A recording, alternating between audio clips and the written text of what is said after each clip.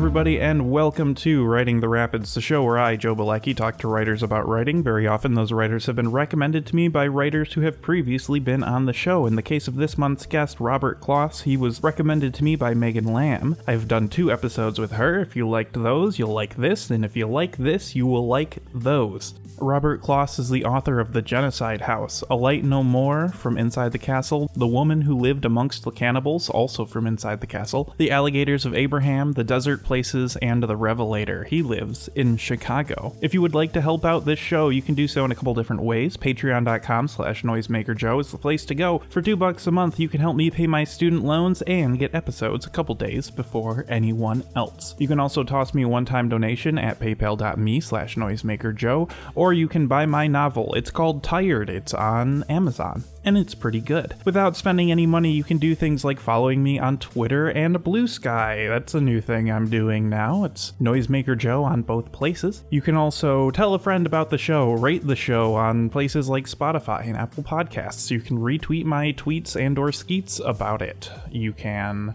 skywrite, that sort of thing. Or you can just listen all the way to the end and send me a DM and say you liked the show. That makes me feel good, too. Now, without further ado, let's get into my conversation with Robert.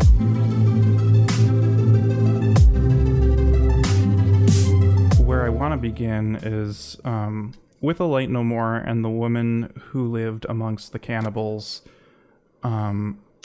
They're published through the what's he called? The Crypt editions, which means that they've been out in the world before. So what's the publishing history of these 2 books? The publishing history of these 2 books is that I initially self-published them.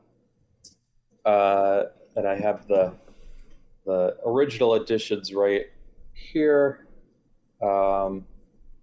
Pretty much exactly what Inside the Castle ended up reissuing. That was his kind of stipulation, is that it's the same thing. The one thing that we changed is the covers are slightly different. So the first one that I self-published was The Woman Who Lived Amongst the Cannibals.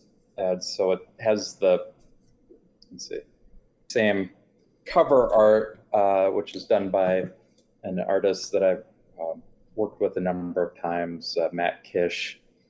The publishing history of that book was a kind of a long and frustrating one. I actually finished writing that book in early 2013. I had an agent at the time who was shopping a different book that had kind of stalled, and what I sent him this manuscript. He was kind of like, well, this is no more commercial than the other one you sent me. So that kind of went through a several-year process of trying to find a home and not really being happy with the way the things were looking for it. And finally, I decided that I may as well just put it out on my own. And I had become pretty frustrated with publishing at that point. I had had a lot of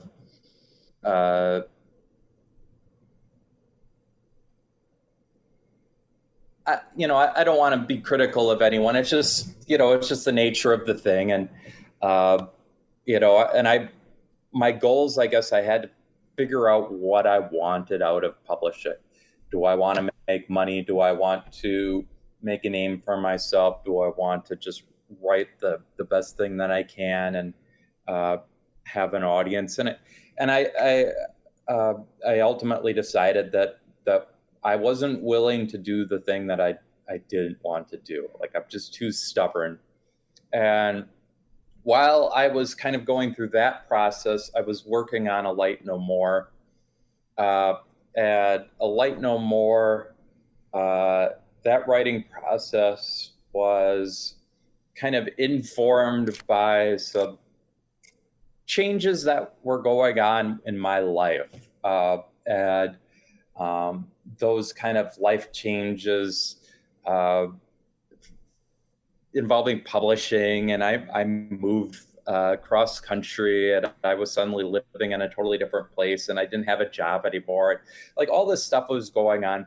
My writing process changed a bit, and suddenly I was open to writing in a different style. I was finding that I up until this point, I would every morning I would sit down at my laptop and I would write like a lot, and really long sentences, very kind of involved baroque prose, and I really wanted to. I was reading a lot of like the old masters, like old prose stylists, and like old. And A Light No More, suddenly, when I was working on that particular book, everything became a lot smaller. I didn't have the I don't know if it was because emotionally I wasn't in the same place or whatever, but everything became very fragmented and very a lot smaller. And so this book that I was working on, the prose style became very fragmented. It became closer to like I started reading Emily Dickinson, and I started reading a lot of poets, and her Dickinson's punctuation started to kind of. I was already writing in this fragmented style, and I was using a lot of dashes. But reading Dickinson, I became kind of. I was like, well, if Emily Dickinson can do this, then why can't I incorporate this into an actual book? Why does it have to just be like a fragment? I was treating the thing that I was writing as kind of like fragmented outlines or like notes or whatever. And I kept coming back to it like, I don't really want to change this. I don't want to add to it. I don't want to expand on it the way that I used to. So while I was working on that book, I decided to publish the other book. And when I looked at the other book, at this manuscript that was 50,000 words long or whatever, I was like, this is too much. This is not right. This is just, and so I hacked it up and I whittled it down. Maybe like half of it just ended up getting deleted. And so I arrived at the text for The Woman Who Lived Amongst the Cannibals after maybe 3 months of really intense editing. I had set aside A Light No More at that point. And I was really excited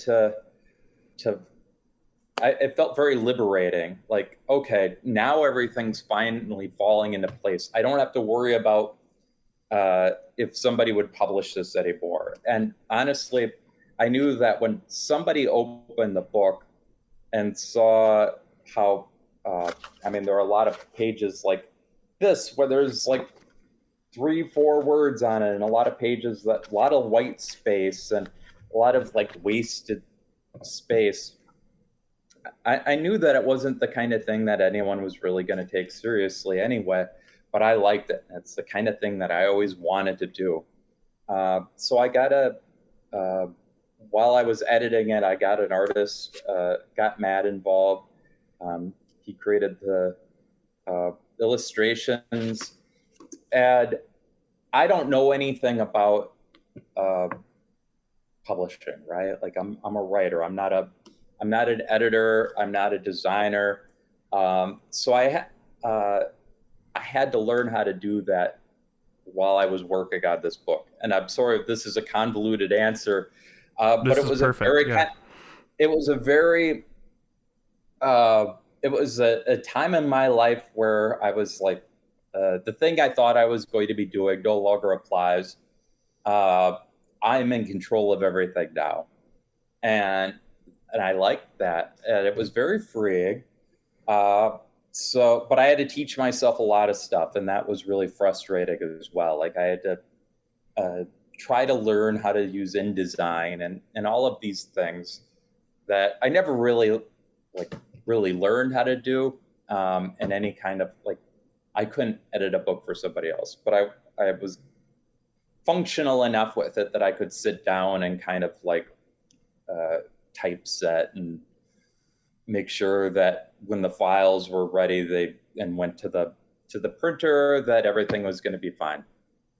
And I had some help, people who knew what they were doing. And anyway, so when I finished that book, I did a pre-order thing, basically where I was kind of determining how many copies I was going to print based on how many people wanted to buy the book. And so my first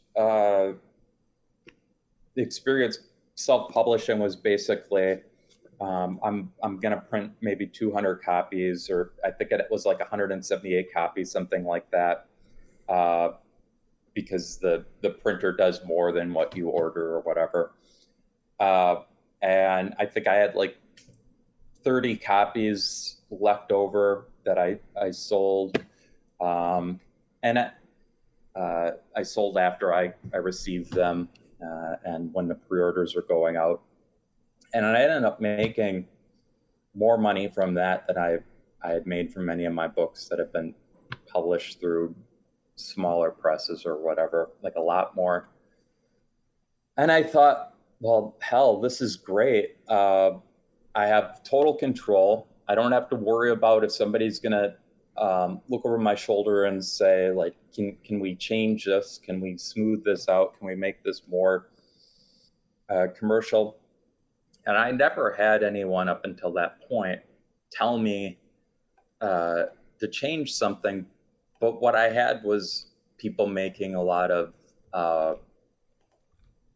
like comments that kind of were supposed to be like worms that went into my brain that got me thinking in that direction, like suggestions, like real subtle kind of suggestions.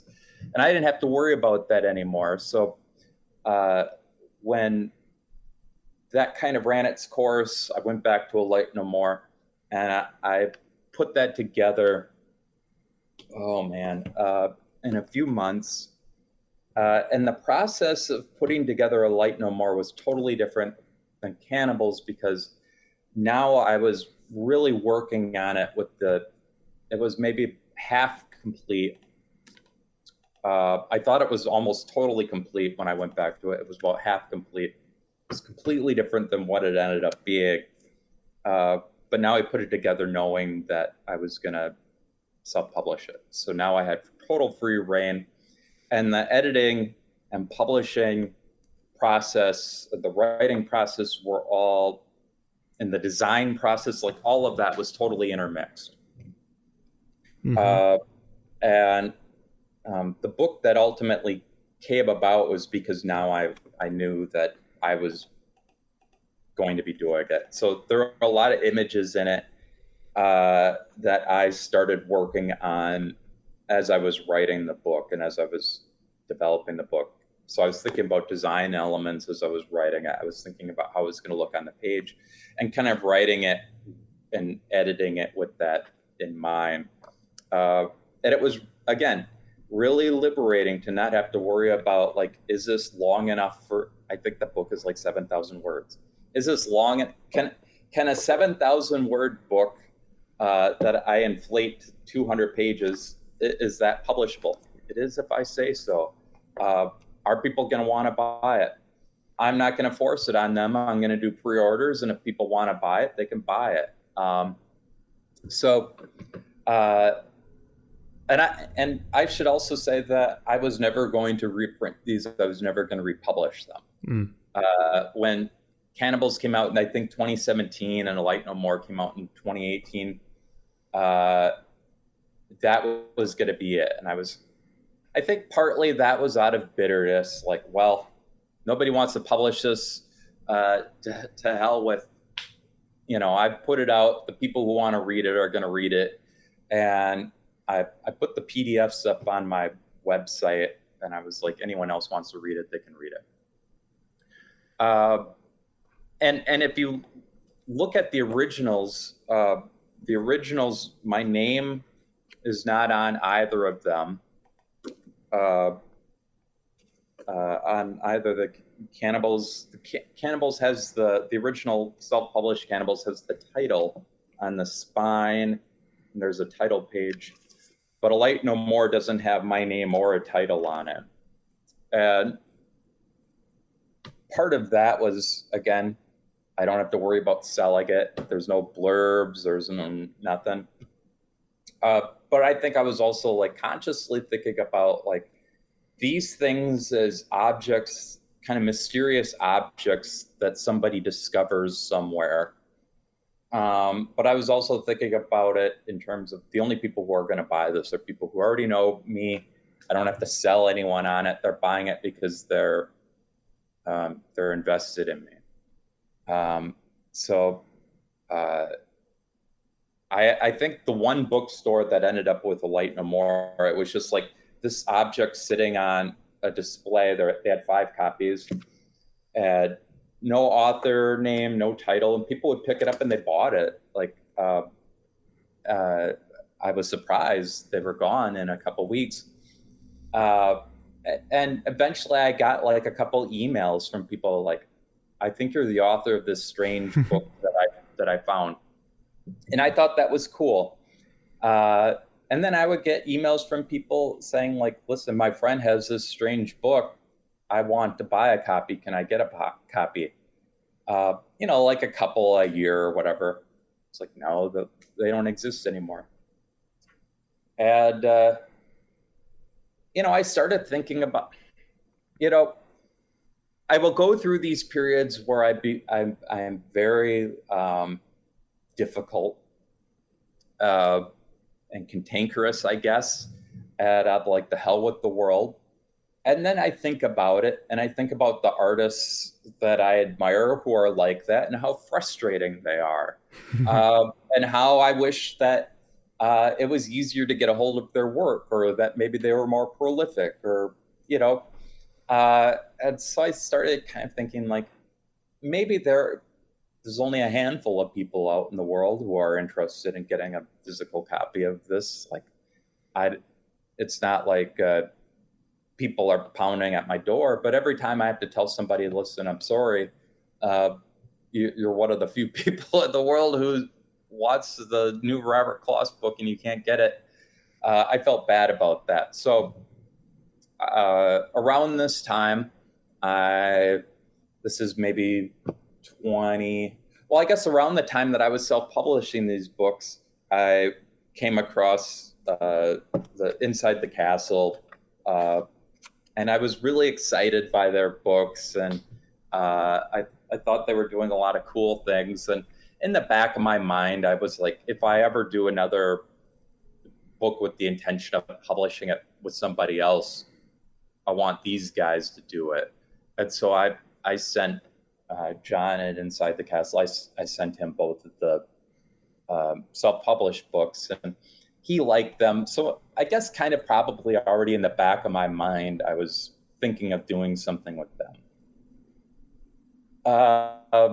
And then the pandemic hit, and a lot of life changes again, and start reflecting on things and start thinking about like, suddenly my career looks different. I teach. I teach college. And suddenly, I'm thinking about that, and like a lot of existential questions. And anyway, I got the impulse to just like ask John if he would reissue them through Inside the Castle, and he did. And I didn't really have to do much with that. I wanted a different cover for A Light No More, so I asked my friend, wonderful artist Devin Saccone, if she would do a new cover, and she did a new cover. And then John, pretty much, I sent him the InDesign files, and I was really worried that they weren't, like, I had totally lost whatever knowledge I used to have. I just had like these files on my computer that no longer worked because I didn't have the program anymore. I was worried that he was going to say, like, there's nothing on these, or they don't work, or you're going to have to like completely rewrite it, or we're going to have to scan these books. But it worked, and he put them out, and I'm glad, I'm really glad they're out again, and hopefully they stay out. So that's the story. I hope that was coherent. In my mind, it was a very incoherent time, but really important time for me. Yeah, I think that's a good story. I like that. It kind of combines a lot of elements, a lot of feelings that a lot of people who have been on the show have expressed, and that I myself feel with regard to publishing. And I had someone on here before who was like, yeah, I've had 3 agents and nobody's been able to get anything done, and all kinds of stuff. I've had William Watson on a couple times who publishes, just self-publishes mostly, and I went through this period where I was kind of feeling like I was going to self-publish, and then I made friends, and now we're thinking about doing something together with putting books out. And so like the path for a book is almost never straight, especially for people like us who have a weird drum to march to the beat of. With your previous books, I was looking through Goodreads, and it seemed like they had like a decent amount of like reviews and ratings and stuff.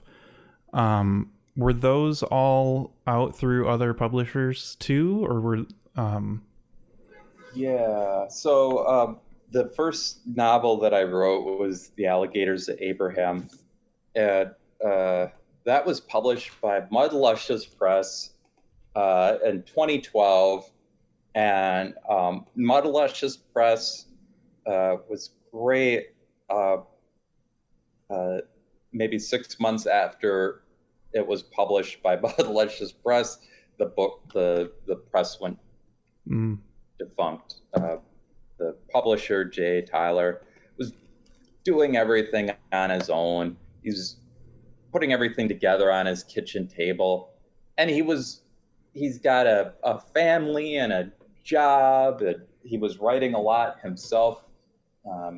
So he was like, I can't do this anymore. There's too much strain, and it was one of those situations that taught me a lot, because I was really ambitious at that time. I wanted the book to sell a lot, and I thought, like, there's no reason that a small publisher like this can't sell a lot.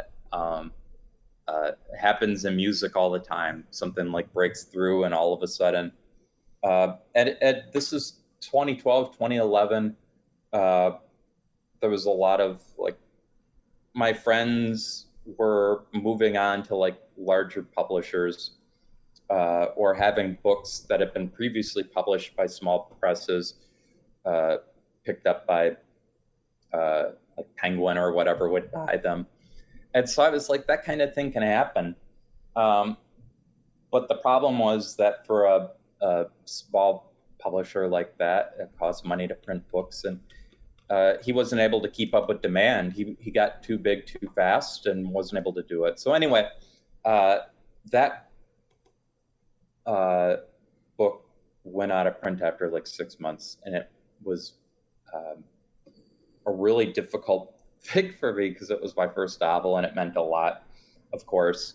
And so over the next few years, I published it again. Or I had a contract in place to reissue it with another press. That never came about. Published it again through civil coping mechanisms in like 2015. And then after a couple of years, that went out of print again. So that was kind of, it was published through other people. but it had like this agonizing series of experiences. Uh, and I'm a different writer than I was when I wrote that, but I still think about like, can we get this like a home that it's not going to be out of print um, at some point. And then my second novel, um, I wrote that right after Alligators of Abraham. Like, I always write things like right after I finish something. Like the next day, I'm like, well, what am I writing now? And so with that one, I wanted to write something even crazier and more everything. And then Mud Lushes folded, and I was like, well, maybe I don't want to go with a very small press anymore. So I started writing this book, thinking I would maybe get it with a larger publisher, as a lot of my friends were at the time.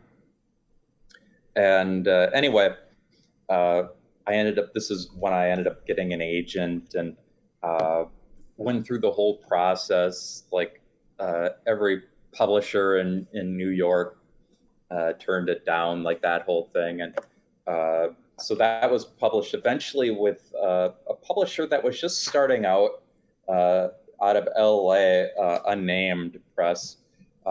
And I guess they're doing really well now. 8 years later, they're doing really well. But I was like one of their first books. And yeah, so that I'm still fond of this book. I think Matt Kish did the cover. I think it's a cool cover. But it wasn't, in hindsight, we weren't like a good fit for each other. I think they were still kind of figuring out like what they wanted to do. And I was figuring out like what I wanted to do with publishers, and they took on a book that was different than what they wanted to sell.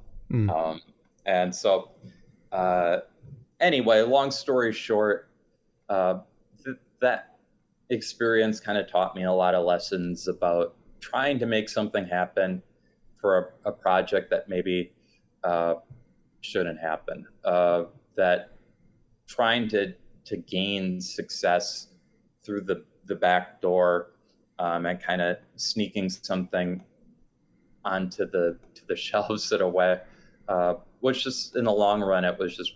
I'm trying to be diplomatic here. It's of no use to anyone. And my work tends to be a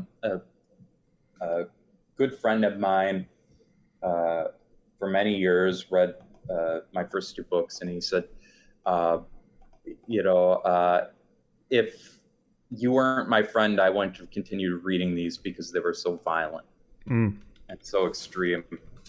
And so I think I learned, this is another long winding answer, but I think I learned that my work, even when it seemed to me like my work was more conventional and ready for a larger audience, it was going to be a big turnoff for people who liked the kind of things that I thought this book was. So I think going through that whole process kind of taught me about my place in the publishing world, and where I looked at my friends kind of making staking a claim in kind of the larger publishing world, that I just wasn't that character. I just wanted to make things more, just in all ways. Like I wanted to push the language further, and I wanted to get rid of, like they talked about how maybe like there wasn't enough plot or character. And I was like, what do you mean there isn't enough plot? There's too much plot. I want to get rid of plot. So, I mean,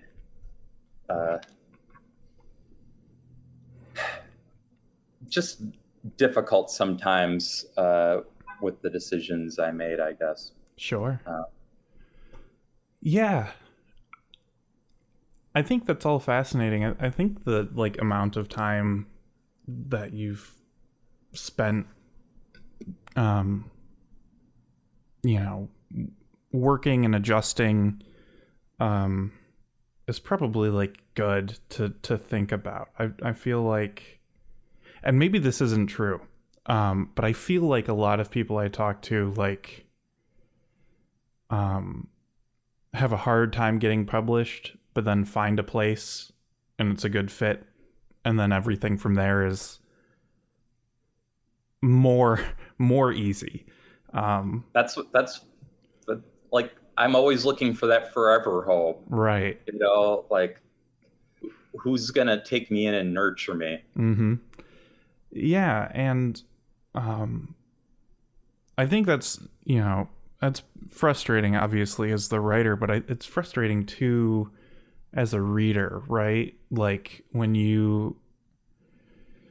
I think about small presses as their large benefit being the curatorial process, right? I talk all the time about how I know sight unseen, I'll buy an Inside the Castle book. I'm going to have a decent enough time with it to justify the expense. And in fact, probably going to really like the book. I know that like Apocalypse Party does that too. And, you know, several other publishers. Like, that's what they're there for me, is they're like a record label. Whereas like, I can't randomly buy a Harper Perennial book and know it's going to be good. It's like, well, I read 300 million, so the next Harper Perennial is going to be great. It's just not going to be the case. I saw someone post on social media that the woman who lived amongst the cannibals aligns exactly with what I want from fiction, but I can't explain it. And I kind of found a similar thing. I read A Light No More first, and this is where your answer was super interesting for me about how they sort of like came to be like in this sort of layered, simultaneous sort of way. But A Light No More is, I think, Crypt Edition 3, and The Woman Who Lived Amongst the Cannibals is Crypt Edition 4. So I was like, okay, well, I guess I'll read this one first. But oh, really? I didn't know that. I didn't realize that they were in that. Oh, yeah. Funny. Okay. And so I said, okay, well, I'll read A Light No More first. And I did. And then, you know, the conversation that two books have with each other when you read them close together is something I've been thinking a lot lately. And I was kind of like, okay, so The Woman Who Lived Amongst the Cannibals is him sort of like solidifying, keeping the prose style, but stripping away much of the images and building a more concrete story, when sort of it's like the reverse in reality, where you're like focusing more on the fragmented nature and whatnot. So I think that's funny. I guess I don't have too much to add about that, aside from the fact that it's just funny to me, the assumptions one makes about writing when you only have the writing to go off of. Yeah. And maybe this is why some writers don't like to talk about their work, because they're interested in the stories that people tell about them or whatever. But like it does kind of make sense, I think, especially from this sphere of writing, that things tend to get more esoteric over time, rather than less. I almost wish that it went in the direction that you thought it did, because then I think I would have been building towards something instead of stripping it away. Mm-hmm. Building towards something, that means you've got a direction, and you could just like keep adding to it. But I was stripping things away, and so after A Light No More, I'm like, fuck, where do I go from here? Like, how it took a while to figure out what what all this is going to mean. And I tried a million different, I always try like every possible point of view and prose style that I could think of. And the first thing that I did was like, it's got to be more minimal. So I was writing like, I think the book I was writing was like 40 pages, 200 words or something like that. Like, it was just ridiculous. I'm like, nobody, I don't want to read this. Like, that's always going to be my kind of my litmus is this something that I actually would want to read, and not just like an experiment that's kind of cool. So it took me a long time to kind of figure out like how to take the impulses artistically that I had and the stuff that, because I don't think I can ever really go back to writing the kind of thing that I started out writing. I can write that way, but I can't accept it. Like I can't, it feels wrong and I have to prune it away. But I don't want to just, I want to write novels. I accept that I think in these kind of broader or larger canvases. So trying to figure out how to write a novel and a novel size thing when everything has to be fragmented and stripped away.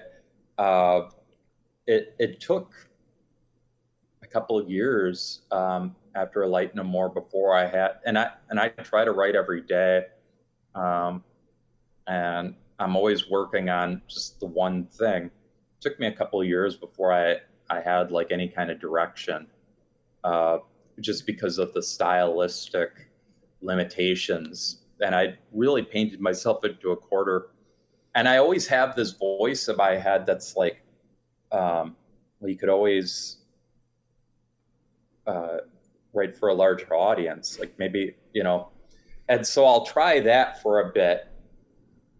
And I have no idea what that means. Like, I don't read anything commercial. The only commercial things I read are books by people who are out of favor, long dead and out of favor. The living writers that I used to read have been dying a lot lately. There's like one left alive, and I'm not going to say the name because I don't want to jinx them. Right. But so I don't really have any, like, I couldn't sell out even if I tried, like, even if I thought I could. I don't know what it means to, but anyway, I'll have that impulse, and then I'll have the other voice that says like, no, you need to like go harder.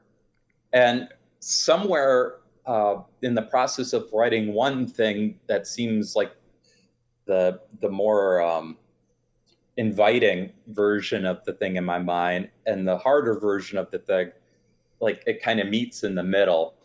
And after a certain point, I arrive at the finished state. So I don't know what that means. It's not like a compromise. It's not like I'm compromising in some way a vision so that I can make it acceptable to people. But I have like these impulses as an artist to make something that is plotless and non-narrative and almost completely atmospheric and very kind of languagey and dense and difficult. But I also have this impulse toward, I think most of the stuff I read that's overly abstract or plotless, I lose interest in it. It doesn't affect me. And I can admire it on some level, but those aren't my favorite books. My favorite book is Moby Dick. Moby Dick has a very simple story, but it's a narrative. And if we were to, so I have these impulses and I have to like reconcile them. and the further along I go, the harder it is to reconcile them, because the one book has to be more extreme in some ways than the other, because I think the thing that drives me is it's not finding an audience. It's not publishing a book that a lot of people are going to read, or it's not the thing that motivates other. It's even if nobody publishes these things, I get up every day and I work at it, and it's a very frustrating, very, very frustrating process. Like, I don't, it's almost abusive what I do to myself sometimes. And I have all of this work that I put into these things. So why do I do it? And it's, working through these challenges, these impossible to meet challenges. So once I do one thing, it has to be more extreme in some way in order to create a challenge. And it's not a challenge, like, I should clarify, it's not like I'm writing, I don't set like a challenge, like I'm not writing without the letter E today. Mm-hmm. Like I don't articulate it to myself. I kind of eventually arrive at, like, this is too, there's too much story here, or I want to do something here that this other thing didn't go far enough into. So that's also difficult, like figuring out what that challenge is, like what's that thing that I need to push toward that's going to really make me excited, or it's going to feel like it's validating.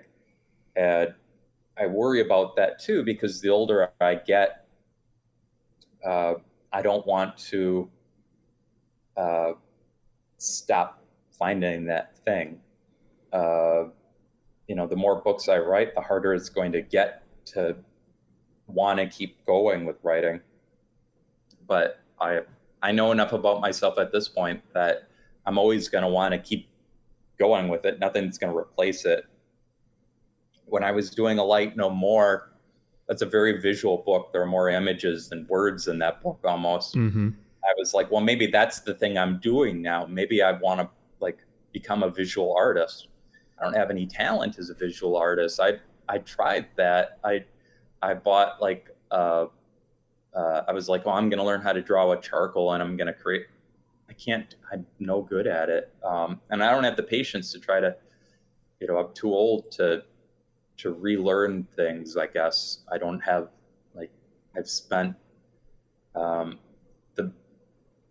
3 decades learning how to write, and unlearning how to write, and forgetting everything I learned. And I can't go through that. I'll be dead before I go through that process with another discipline. So Mm-hmm. I'm stuck with it, but I don't know. What happens when you paint yourself into that final corner, I guess. Mm-hmm. I like that conflict you talked about between this, like, the conflicting voices of, like, maybe I should write like this and maybe I should write like that, and then finding where you land in between that. I have that as well, and also this idea of, like, in a very sort of public way, like, what sort of writer do I want to be, because for years I've had this image in my head of being like the long-haired, bearded, like, forest hermit that just, like, comes into the city every couple of years and says, here's what I've created, here's my book, and people are like, oh, yep, that's what he would have done. And do you ever find that, like, there's a tension for me, and I wonder if you feel it too? Sometimes I'll write something that's very out of line with that idea of, like, the weird esoteric occultist horror writer guy, or you know, the weird neo-pagan or whatever, and it's just like, oh, this is kind of like silly, but it also feels really good to read. Like, this is the most satisfying thing of mine that I've read. And then being like, well, how do I... That's not on brand, but it's really good. Or maybe that's not something you worry about, like, branding wise. Well, so yes, yes and no. So I'll get ideas all the time. My wife Megan Lamb, who you know, is a wonderful writer. Ed had very spontaneously creative. Like it seems like ideas flow from her easily, and so we'll kind of like banter about things, and we're like. Kind of my go-to is like, well, we should start a YouTube channel where we just like do this stuff. And so in the process of kind of like talking about things, it's like, oh, I guess I get a lot of ideas for silly things or for like fun things or things that are like satiric or that would be really off brand for me. But I never get the impulse to write them anymore. And sometimes I can envision them right away. Like this is exactly how it would be. But I know that if I sat down to actually write them, I would lose interest immediately.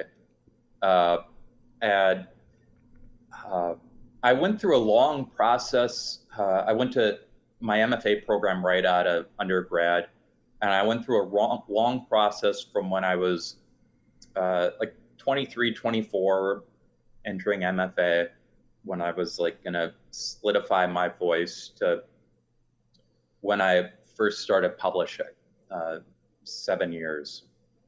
And I tried out just about every little thing I could, like every idea that I had, like this is the thing. And so I think going through that process and kind of looking back at some of the things that I created and tried to get published, like my first book, my first novel. Thank God that never saw the light of day, but it was like a slapstick, metafictional, noir retelling / sequel to The Great Gatsby. You know, it was not a good thing, but I was, you know, I tried out like so many different competing impulses that I had. And I think for me, I like refine the thing that I like doing and I feel ultimately like good about. So it's not necessarily like I try to create a brand and stay on brand. It's the writing life for me has been about like figuring out like what's the thing that feels authentic versus what is the stuff that exterior to that I enjoy and that I like to read. Like for a long time I would read I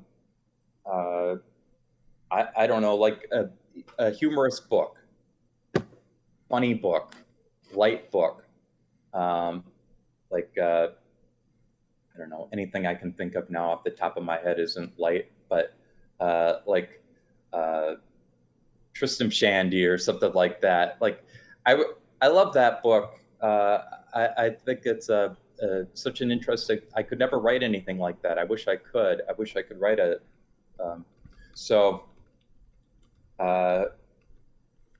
I don't know if I ever did write something like that that felt off-brand. If I got to that point of actually finishing it, then I think I would feel that I had expanded my version of myself, like my idea of myself. And I think of you know, I always think of like this idea of the auteur, like the oeuvre, and looking over like the career of this figure and how everything fits in. And I like those little weird moments that kind of stick out. where it's like, oh, that's strange that they tried that. And those are usually my favorite things, like the things that don't necessarily fit into the rest of the work, but was like a weird kind of thing that didn't quite work out. For some reason, I can only think of like examples in music now, like Slayer doing a new metal album. Like the new metal album is the one I like the most, but it's the one that tends to stick out. So I think I would look at it that way if I ever, and I always think about like, why can't I write this other thing that would be, but I think my process of doing that is slower and more painful. So even when I feel like maybe I'm writing that thing, it gets abandoned and then it gets subsumed into the larger project. So maybe I write like 10 pages of that comedic novel and a paragraph maybe makes it into, or a paragraph is rewritten and makes it into the larger thing. And it's no longer funny. Now it's just like disturbing. Mm-hmm. But I don't know. I like that. That's interesting. I mean, like, people talk an awful lot about how difficult writing is. And I think part of that is like what we've been talking about here, like, you know, something holding your attention. I've brought it up very recently, I think, on the show and maybe even in real life. Brian Jakes, who wrote the Redwall books, Medieval Mice for Kids books, would talk about how his battle scenes were always so good because he had to be excited about the battle while he was writing it. And that's probably also why the food scenes are the way they are too, because he probably just wanted to write about food he wanted to eat. And you know, maybe some of the difficulty of writing for some people comes from like having a hard time figuring out what is going to keep their attention. Especially if we're talking about like inner conflicts too, like what is keeping my attention versus like what am I like, what do I have the ability to actually do, right? Like, I think I would be very entertained if I could actually write the sort of esoteric, occultic, Clive Barker meets Samuel Beckett sort of novel that like is my, you know, grand desire, but you know, the ability is not there. I cannot write a 400-page paragraph that's 4 sentences long that's, you know, Hellraiser meets Malloy. Or the Cenobites never show up. Yeah. They keep waiting for them and they never show up. Mm-hmm. It's just 60 pages of adjusting of the puzzle box over and over and over. I moved it to the left and nothing happened, so I moved it to the right. What if I moved it to the left and then to the right and then to the left and then to the right? I think that'd be hilarious. But yeah, is there a sort of like platonic ideal of like what the perfect Robert Kloss book looks like for you that like you notice certain things missing whenever you finish a new project? No. You know, whenever I finish something, I always feel like I've taken the thing as far as it can go. Mm-hmm. So like, but I'm also dissatisfied. So I don't really, you know, maybe I would have had a different answer 8 years ago or 6 years ago. But now I think I'm at a point where I don't really have. I used to have a very kind of set list of models. Like I could have listed you off, like the names of, you know, the Cannibals begins with my kind of invoking the artists that inspired that book: Herman Melville, Virginia Woolf, Andrei Tarkovsky, and Vichapong Urzakul. these two filmmakers and two prose writers.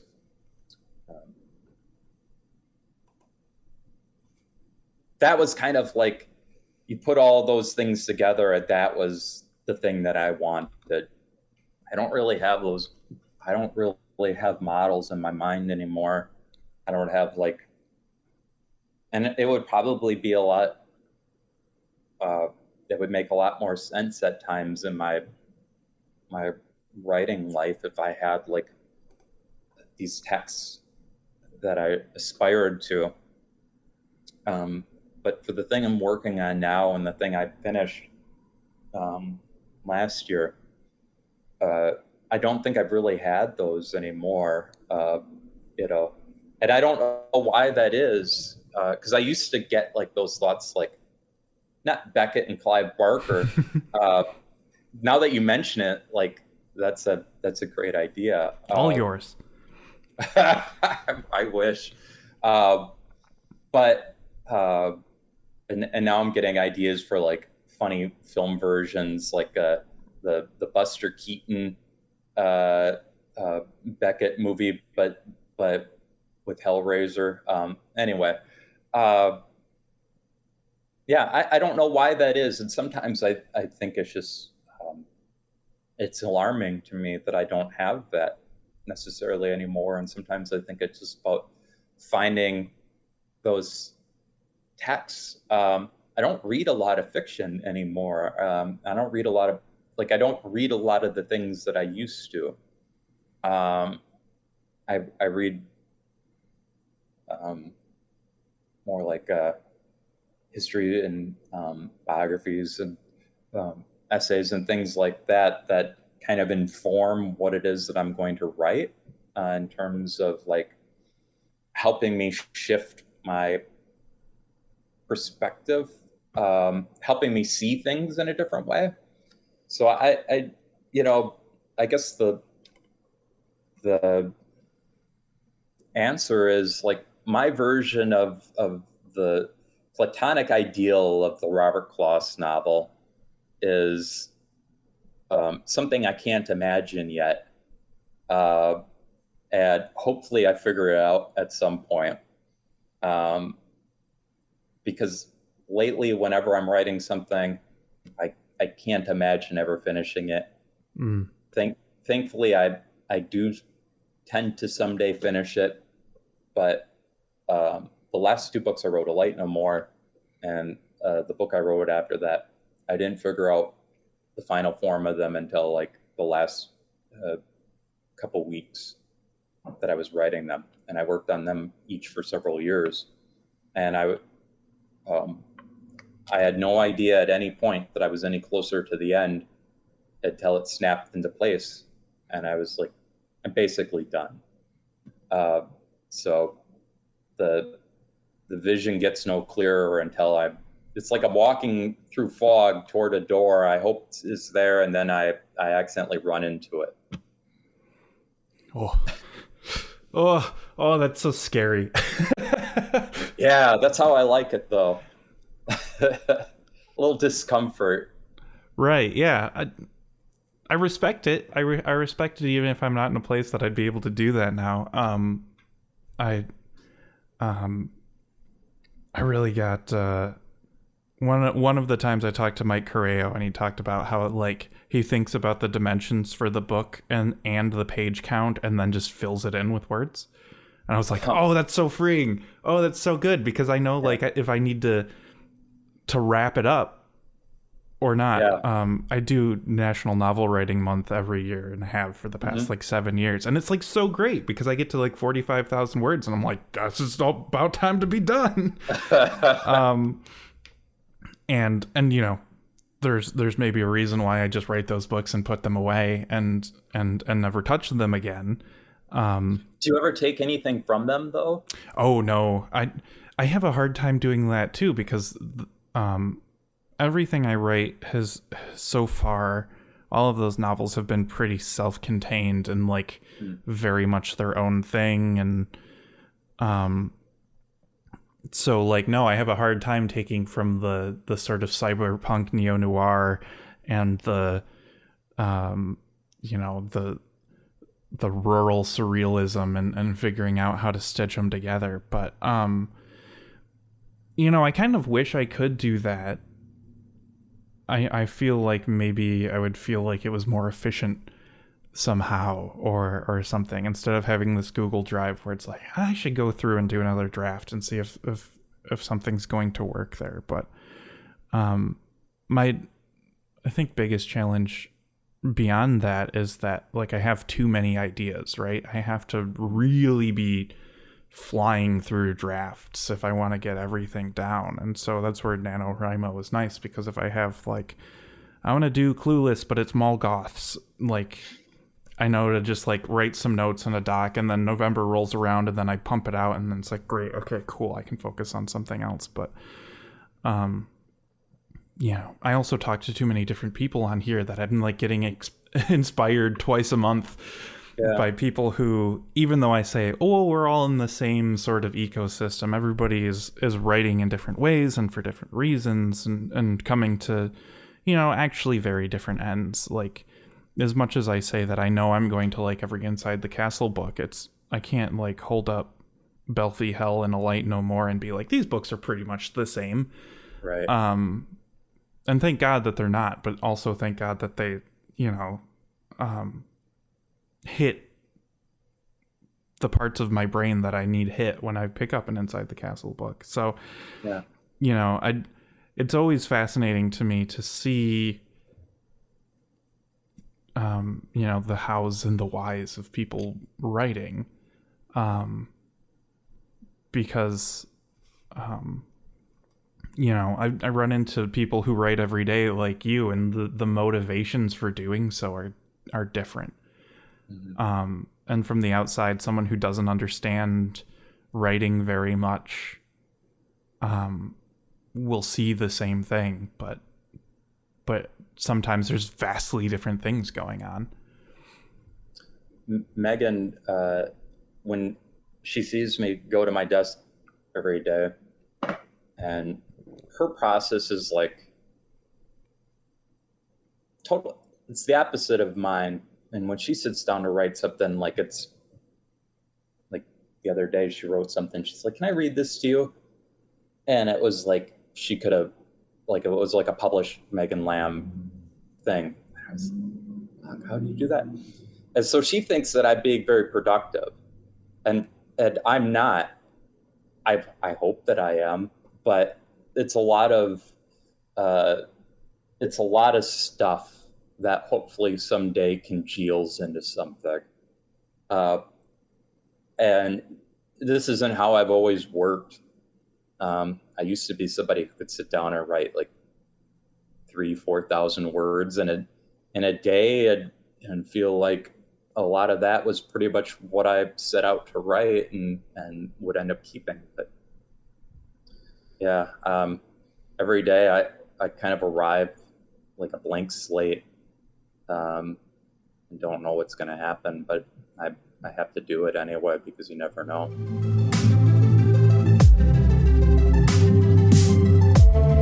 Rather than read from the books that I just had published or republished, and that we've been talking about, I'm going to read from my completed but unpublished manuscript, The Genocide House. And The Genocide House is a impossible to, or I find it impossible to summarize the book without harming it. So I'm just going to say that it's in a number of different sections, 4 larger sections and some shorter sections, and there are correspondences between the sections, but they are kind of unique to each other in this, at the same time. And I'm just going to read the first, I don't know, however many pages of the second section. The sky is rent with wires. It is no wonder a man cannot think. The The city is whispering, locust sounds. No wonder I dream a stranger's voice. One cranes one's neck and sees the sun lacerated, drawn open. A wire can be pulled taut and through a man's neck before it is impeded by the spine, while the vital fluid sprays the walls, even the ceiling. A mechanism horseless will. They will butcher horses in the streets, hack open their necks, shoot them between the eyes. Blood melts the snow and meat piles steaming. There are moments wherein one perceives their fate. Perhaps. For so long I believed this the sound of my voice. Are you the man come to bring oblivion? Did a dead god dream you, open a mouth crimson, and you climbed free? It is true, I no longer sleep, for when I close my eyes, a vision singular appears. A room much like this room, yet it is not. Through windows and loom, no, lightless. Somewhere in this room stand bodies, shadows, perhaps. They speak. There are moments in this room I know I am not myself. For years I have watched them enter our gate, come 1,000 miles to our facilities, men bearded, freshly shaven, suits, watch chains, bankers, speculators, daughters, doctors, politicians, school marms, children. They perceive clouds of smoke, the fumes blacken. They cover their noses with handkerchiefs. I have watched men vomit at the smell. There is no shame. It is a natural reaction to an air of. Of course, the air is pungent, moist with blood and shit, lard burning. It is true what they say. The rivers have run red, bubbled with fat. Awful. Rushed to slaughter, there is a beauty in the confused parade. The hogs, delicate brutes, are cooled first. Boys rub their flanks with chilled water, fear of a meat fevered. Do they know every motion, alien and strange, the very air, beaconed with murder? The killing floor itself, you see here the world made new, mechanical liberation of life from flesh. The spirit flees in terror, spews forth in the blood, 7,500 hogs a day. We must take great care, the slightest bruise will devalue the meat. Here a boy child fastens the chain to the hog's ankle, the wheel turns. What awful motion! A 300-pound hog torn from the ground screaming. The sticker's easy movement like a machine himself within a vast mechanical organism, and the blood is freed, torrent spray. The hog is no more, already the wheel progresses, a new hog screams, darkness then, and again and again. The constant tide of scream and flesh, tide of beast split in twain, viscera removed, clumps of gut and organ glistening.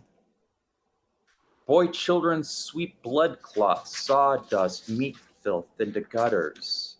The sticker punctures, slapped in blood, gore, it loses all meaning. These are motions he carries out in his sleep. There is only the task. He and his fellows, 1,000 in unison. They do not slow until it is all dead. The body itself, the sacred human body, its cock and tongue and fingers, heartbeat and lungs, is no more than a mechanism of fluid and atom. A machine constructed by a dead god to murder and shit, to create murder devices to set his task more leisurely. The more we murder, the more we must create. Flesh grown from other flesh come and blood, microbes congealing and blossoming. The fruit moans into the world slick with filth and skin, wild matted hair. The thing itself is blind, totters, eyes and veins, teeth brutish, dull-witted. They outnumber us by the millions. How quickly we brutalize them into nothing, how quickly they revive. It continues even in the still night, even in a universe silent and asleep. The creatures, perhaps their souls, spirits, spasming, shitting and baying, the shriek of awareness, and some rough dead sound, a mallet punishes a skull, groaning chains, the mechanism proceeds. There are moments when one's destiny does. Clara is alone here. I discovered you, I tell her. In the exchange building she sat, one woman amidst 1,000, their typing machines, stiff mechanical clatter. I pulled you from the filth, I say. It is not a courtship. Something far more momentous holds us together. Come, I told her one afternoon, I will show you the floor. That first day we did not yet speak openly. I did not yet say, if only we could freeze the moment when the spirit flees, its eyes, the flesh itself, when a hog becomes a carcass and yet not. I did not yet say, we live in a place beyond their screams, yet we long to dwell within. They sound almost human, she said, and she did not look away. No, I have never seen her not in command. She once told me she is from St. Louis, the daughter of a pharmacist. She fled on a steamship, smoke, men, their hats, rumpled suits, linen, ladies at the railing, vagrants wandering the waters. I closed my eyes, Clara, a child amidst the sickened panorama. Were you terrified, I asked. Terror is, she began, and then, I could no more bear them, was all she would say. Another day, she tells me she was married in Texas, a burnt land, cattle, the skulls of cattle. He was a rancher, perhaps. Where is this husband now, I ask. What if I said I killed him? Was he a drunk, I ask, a lout? Would that make it better? I shrug, perhaps. What if I told you he was a kind man, timid, gave children sweets, wept to see a deer shot and open? What if I told you I cut his throat while he slept out of pity, disgust? We were not yet open, exposed, when I came here because of death, Clara wrote. The air seems curdled, putrid. Her hand falls onto my lap. I open it. I will be your lover, she whispers. I say nothing. I do not even look at her. My throat is full of blood, heat. How she laughs. Perhaps she believes she has shocked me. Later she will insist the wine got the better of her. But I will remember she had no wine.